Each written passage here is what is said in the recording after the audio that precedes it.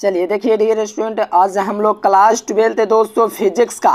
दोस्तों कितना तो 100 VVI सब्जेक्टिव क्वेश्चन दोस्तों शुरुआत करने वाले हैं। तो सभी विद्यार्थी लास्ट तक देखिए। अगर दोस्तों आप लोग 100 सब्जेक्टिव पढ़ ले तो ठीक ना डियर स्टूडेंट, तो आपका 20 नंबर का जो क्वेश्चन होता है 2 नंबर या डियर स्टूडेंट, वो आपको बिल्कुल क्लियर हो जाएगा।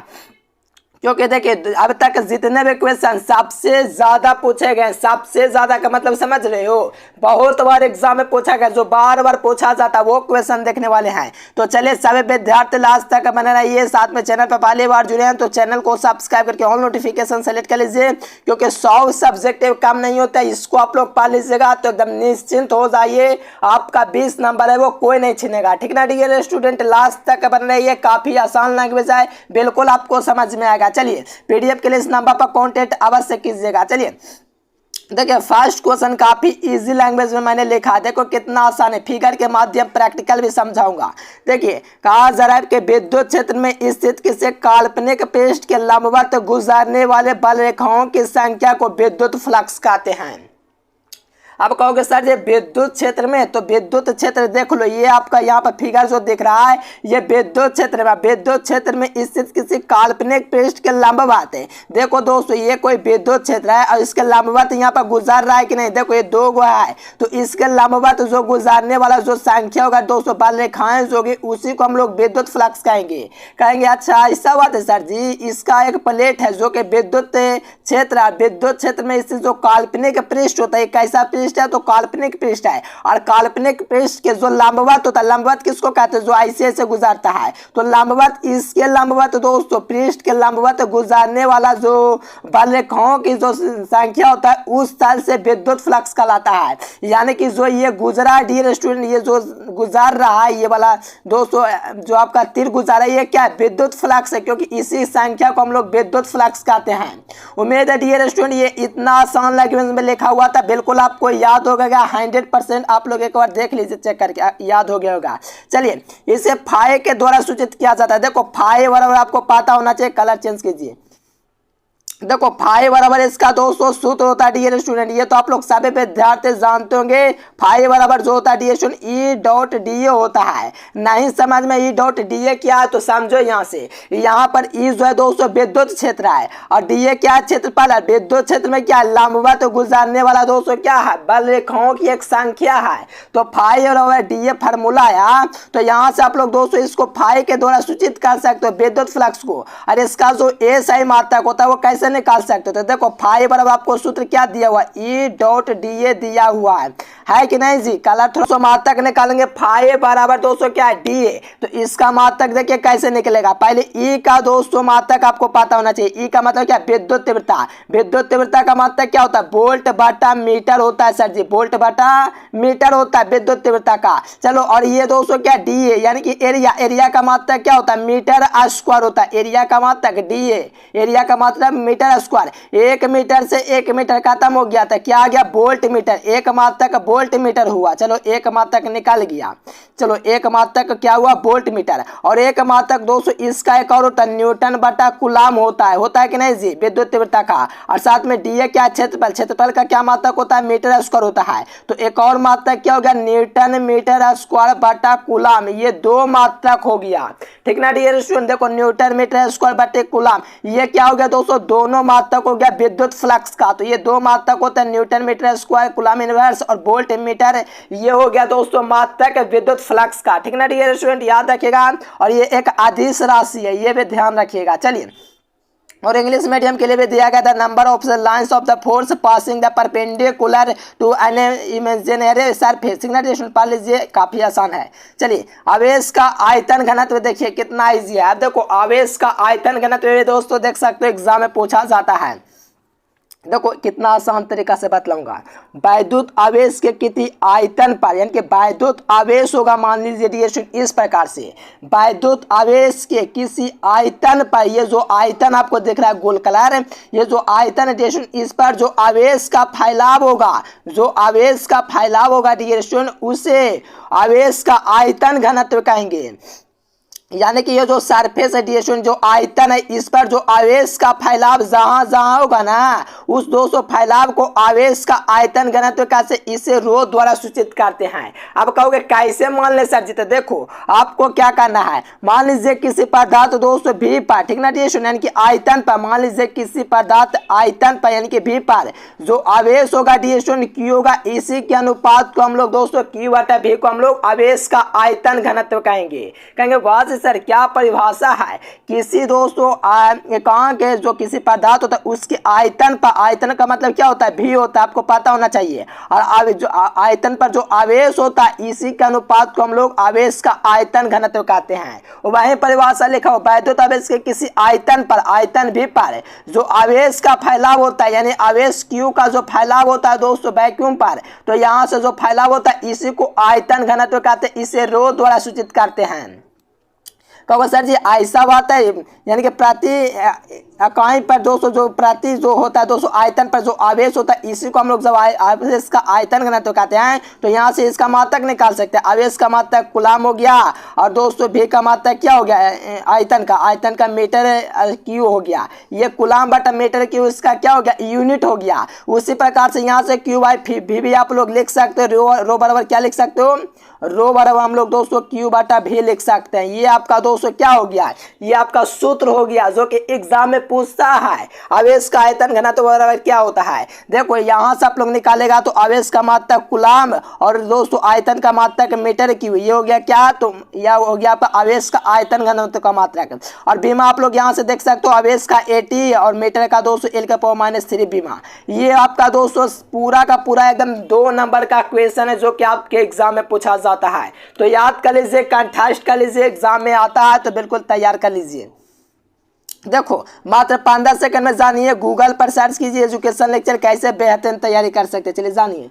देखिए जो विद्यार्थी कम समय में 400 नंबर लाना चाहते हैं यहाँ से गूगल ओपन करके एजुकेशन लेक्चर सर्च कीजिए। सर्च करने के बाद ये वेबसाइट आएगा, इस वेबसाइट पर आप लोग को क्लिक करना है। क्लिक करने के बाद 12th ISC में चले जाना है।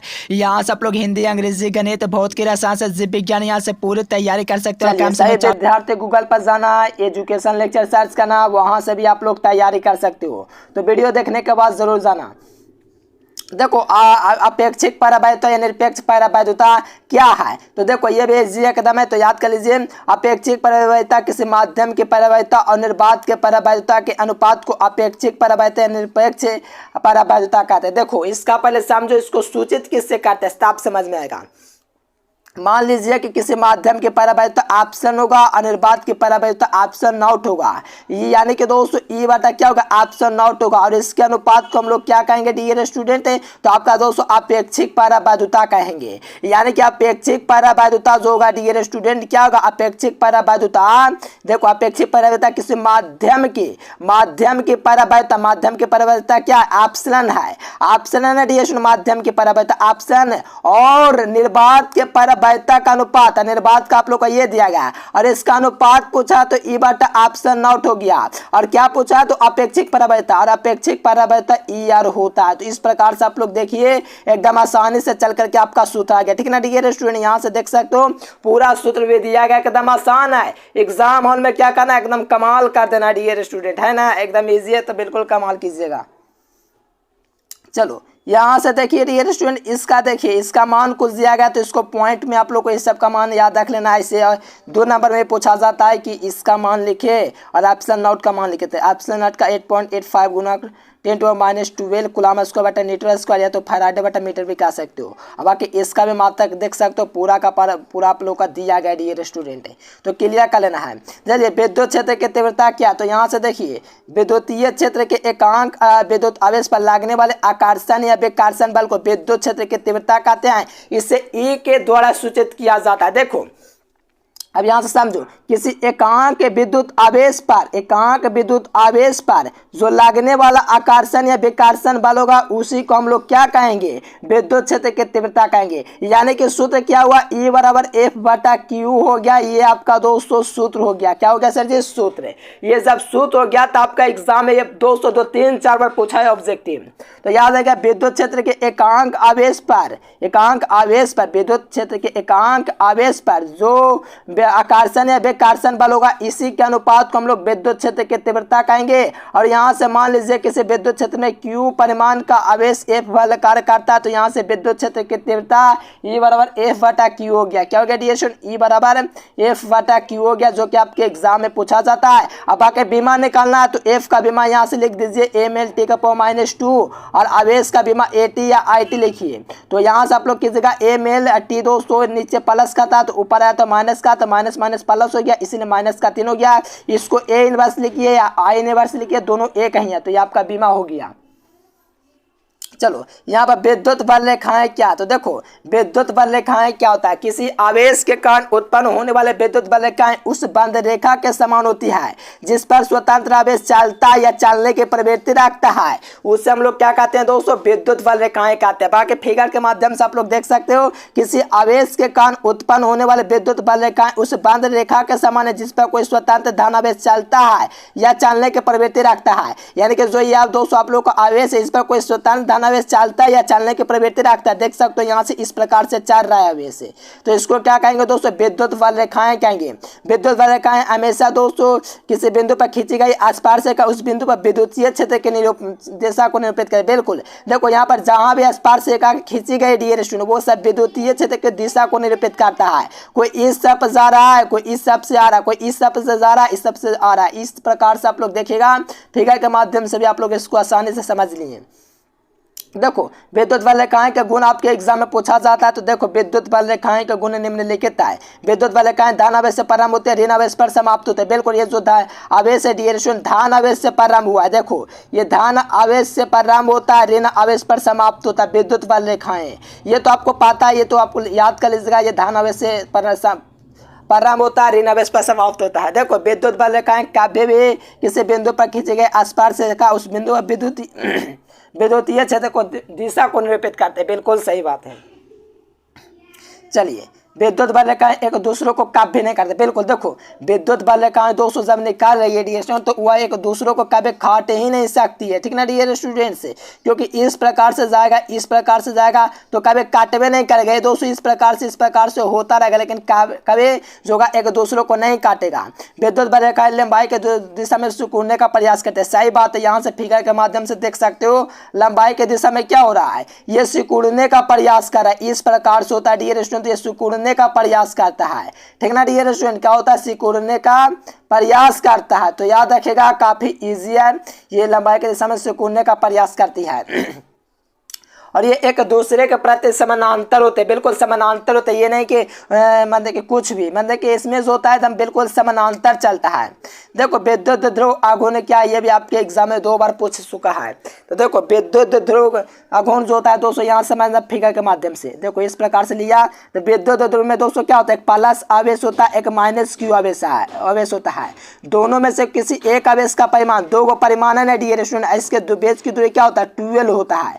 जब 12 होता है तो आपको यहाँ से परिभाषा दिया हुआ कि विद्युत ध्रुव दोनों में से किसी एक आवेश का परिमाण, देखो एक प्लस Q का परिमाण है, एक माइनस Q है, दोनों में से कोई एक ही लेना। मान लो जो मैंने Q को ले लिया, और दोस्तों आवेश का परिमाण तथा आवेश के बीच की दूरी क्या है? 12 है। 12 के गुणनफल को हम लोग दोस्तों क्या कहते हैं? विद्युत ध्रुव आघूर्ण कहते हैं। कि Q गुना 12 जो गया, ये आपका विद्युत ध्रुव आघूर्ण हो गया। क्या हुआ? इसको P के द्वारा सूचित किया जाता था। P बराबर आप लोग इसको लिख सकते हैं Q गुना 12। क्यों सर जी? तो आपको पता है कि दोनों में से किसी एक आवेश का परिमाण तथा उसके लंबाई के गुणनफल को विद्युत ध्रुव आघूर्ण कहते हैं। ये एक सदिश राशि है जिसका मात्रक कूलम मीटर है। एक अन्य मात्रक दोस्तों डेवाई भी होता है, इससे भी आप लोग ध्यान रखिएगा, ठीक ना डियर स्टूडेंट्स। एकदम सभी विद्यार्थी चैनल को सब्सक्राइब कर लेंगे, और आपको क्या करना है, गूगल पर आप लोग जा करके अगर ऑब्जेक्टिव क्वेश्चन आप लोग दोस्तों इसका 500 वाला लेना चाहते हैं तो आप लोग जाइए यूट्यूब पर सर्च कीजिए एजुकेशन लेक्चर 500 ऑब्जेक्टिव क्वेश्चन, तो पूरा आपको आ जाएगा। देखो विद्युत बल रेखाएं कि दूसरे को कभी नहीं काट सकते। बाकी आप लोग फिगर के माध्यम से देख लीजिए, कभी विद्युत बल रेखाएं एक दूसरे को काट ही नहीं सकती है। देखिए विद्युत बल रेखाएं के दूसरों को कभी नहीं काट सकते, क्योंकि ऐसा होने पर कटान बिंदु पर विद्युत बल रेखाएं के दो स्पर्श रेखाएं खींची जा सकती है, जो कि दोस्तों वास्तविक और किसी काल्पनिक किसी प्रकार से संभव नहीं है। देखो अगर दो विद्युत बल रेखा एक दूसरों को काटेंगे डियर स्टूडेंट, तो इसकी क्या हो जाएगी, दो दिशा हो जाएगी। देख सकते हो इधर भी जा सकता है, इधर भी जा सकता है, जबकि ऐसा नहीं होता। विद्युत बल रेखांश होता है कभी एक दूसरे को काटते नहीं। बाकी इस फिगर के माध्यम से आप लोग देख सकते हो विद्युत बल रेखाएं कैसे एक दूसरे को काट सकती है डियर स्टूडेंट। जैसा कि ये देखो ये विद्युत बल रेखाएं हैं, तो इसको कोई काट सकता नहीं जी, क्यों नहीं काट सकता, तो देखो अगर काट देगा दोस्तों, मान लीजिए विद्युत बल रेखाएं अगर इसको कोई काट देगा, देखो इसको इस प्रकार से काट देगा, तो इसका मतलब क्या हुआ, यहाँ पर मान लीजिए आप करा तो आपको दो डायरेक्शन मिल गया, इधर जा सकते हैं या इधर जा सकते हैं। तो दोस्तों आपको कोई एक ही दिशा में ना जाना होगा, दोनों दिशा में कैसे जाएंगे। इसीलिए दोस्तों विद्युत बल रेखाएं दूसरों को कभी भी नहीं काटती है। चलिए इतना आसान तरीका से आपको समझा दे रहे हैं। चलिए कूलाम का नियम देखिए, 2010 में पूछा जाता है कूलाम के नियम की सीमाओं को लिखिए। तो देखो ये जो होता है डियर स्टूडेंट नियम, ये दो बिंदु आवेशों के लिए लागू होता है। देखो ये प्लस क्यू आवेश होता है, ये प्लस क्यू आवेश होता है, ये माइनस क्यू आवेश होता है, ठीक ना डियर स्टूडेंट। ये भी इस प्रकार से दे दीजिए, ये दो बिंदु आवेशों के लिए, ये बिंदु और ये बिंदु के लिए लागू होता है, दो बिंदु आवेशों के लिए। और ये दो स्थिर आवेशों के बीच लगते हैं, जो आवेश होता है dear student plus Q minus Q, ये दोनों क्या होता है, स्थिर आवेश होता है। ये नहीं कि चलता रहता है, ऐसा नहीं होता, ये स्थिर आवेश होता है। और ये दोस्तों जो होता है 10⁻⁻15 मीटर से कम दूरी के लिए लागू नहीं होता है, या तो दोस्तों 14 भी लिख सकते हो, ठीक ना डियर स्टूडेंट। ये 10⁻⁻14 मीटर से कम दूरी के लिए लागू नहीं होता है, उससे अधिक के लिए लागू होता है, देख सकते हो। यह नियम 10⁻⁻14 मीटर से कम दूरी के लिए लागू नहीं होता है, बिल्कुल सही पॉइंट है। चलो आवेश का गुण देख लीजिए, आपका दोस्तों पूछा है, क्या पूछा है जी 2012 में। चलो आवेश का गुण देखो, आवेश जो होता है दोस्तों एक अदिश राशि है, यह स्केलर क्वांटिटी होता है। आवेश क्वांटमीकृत होता है, आवेश संरक्षित होता है, आवेश सतत होता है। ये सब आपके एग्जाम में पूछा जाता है। कहोगे सर जी ये पार्ट 1 वीडियो था, हाँ जी पार्ट 1 वीडियो था, इसी प्रकार से 10 वीडियो लाऊंगा तो आपका 100 सब्जेक्ट क्लियर हो जाएगा, साथ में 500 ऑब्जेक्टिव का सीरीज चल रहा है। तो चैनल को सब्सक्राइब करके ऑन नोटिफिकेशन सेलेक्ट कर लीजिए, और इसका वीडियो देखने के लिए 500 ऑब्जेक्टिव का यूट्यूब पर अभी आप वीडियो देख रहे हैं, यूट्यूब के सर्च बॉक्स में जाइए, वहां पर सर्च कीजिए education lecture 500 objective question physics, तो पूरा आपका चलेगा। केमिस्ट्री देखना है तो एजुकेशन लेक्चर 500 ऑब्जेक्टिव केमिस्ट्री, सब कुछ का जाएगा। आप जैसे चाहे वैसे तैयारी कर सकते हो। बाकी पीडीएफ तो आपको लेना चाहिए, क्योंकि टॉपर लिस्ट की आप लोग तैयारी करो, टॉपर लिस्ट में आना चाहते हो तो पीडीएफ के लिए नंबर आपको दिख रहा है 9142519134। इसी नंबर के जरिए आप लोग पूरा पीडीएफ अपने आप को प्राप्त कर सकते हो, और पूरे तैयारी पूरे और शिद्दत के साथ कीजिए, और टॉपर लिस्ट में जरूर आइए, ठीक ना मेरे प्यारे साथियों। चलिए लाइक सब्सक्राइब करना दोस्तों के पास शेयर कीजिएगा। तब तक के लिए बाय बाय, और नीचे टेलीग्राम का लिंक दिया गया, ज्वाइन कर लेना मेरे प्यारे साथियों। Thanks for watching this video. जय हिंद, वंदे मातरम। देखिए जो विद्यार्थी कम समय 400 नंबर लाना चाहते हैं, यहाँ से गूगल ओपन करके एजुकेशन लेक्चर सर्च कीजिए। सर्च करने के बाद ये वेबसाइट आएगा, इस वेबसाइट पर आप लोग को क्लिक करना है। क्लिक करने के बाद 12th ISC में चले आना है। यहाँ से आप लोग हिंदी, अंग्रेजी, गणित, भौतिक, रसायन से जीव विज्ञान यहाँ से पूरी तैयारी कर सकते हैं, और कम समय